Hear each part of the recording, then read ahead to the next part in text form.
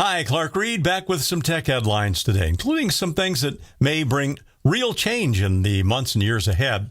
Since leaving Apple, genius designer Jony Ive has worked on several projects. The only one that was hardware was his rather infamous but fabulous $60,000 turntable. And now Engadget.com reports that Ive is collaborating with Sam Altman, the CEO of OpenAI, makers of ChatGPT.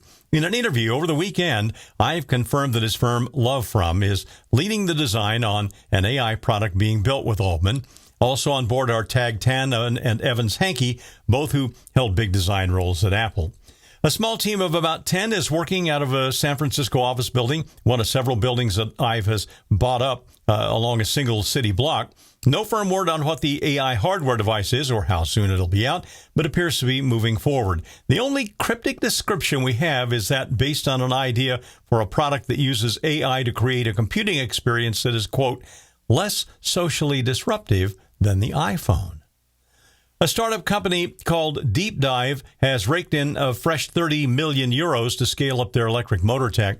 TheNextWeb.com notes the electric motors made at scale could really supercharge EV sales. They claim to boost EV range by over 497 miles. That would mean EVs could have a smaller battery pack potentially. The Deep Dive motors have higher torque and power density than any motors on the market today, and they also are low noise, and importantly, they use far less rare earth materials than the current motors. They're claiming 20% more efficiency, and that's where you could end up with smaller battery packs and lighter, cheaper EVs. Besides BMW, 7 other of the world's 10 biggest automakers are working with Deep Dive on this motor. Some analysts think the motors and smaller battery packs could halve the price gap between internal combustion engine vehicles and electric vehicles.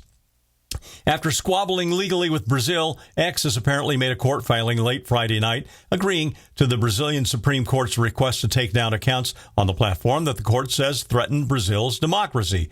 In addition, they'll have to pay fines and name a new formal representative in the country. According to Verge.com, X has been blocked the last 3 weeks by Brazilian ISPs, and they even tried to get around the blocking using Cloudflare, but got caught and submitted agreed to go along with the court's ruling. If X continues to comply and furnishes documents demanded by the court to be submitted in the next 5 days, they could be back in business in Brazil. Brazil is one of X's biggest markets. It's a fact that 5G cellular coverage with its blinding data speeds just hasn't spread as far and as fast as old 4G LTE did. Now, there are technical reasons for this, and now it may be a cool tech solution is on hand. BGR.com reports that a company in Japan claims it's figured out a way to implant transparent 5G antennas between the layers of glass in windows. They even think they can build the base stations inside the window frames, so they won't take up space in the buildings. All you'd see is some wires. The windows are similar in construction to laminated windshields on cars, and the layers of glass should protect the antennas and give them greater durability. Likely, they would outlast 5G as the world moves on to the next big thing on cellular, which 6G, 7G, 10G, who knows what. I think 10G is something that Comcast is using promotional material right now, actually. Anyway, there are some issues yet with the height of the antennas being at an optimal level and some other details, but it's really a pretty clever way to solve a problem, and they'll be much less unsightly than that forest of 5G antennas on top of building after building, or the fake trees and even fake cacti that are being used to somewhat conceal 5G antennas. I'm Clark Reid, and you're Technified for now.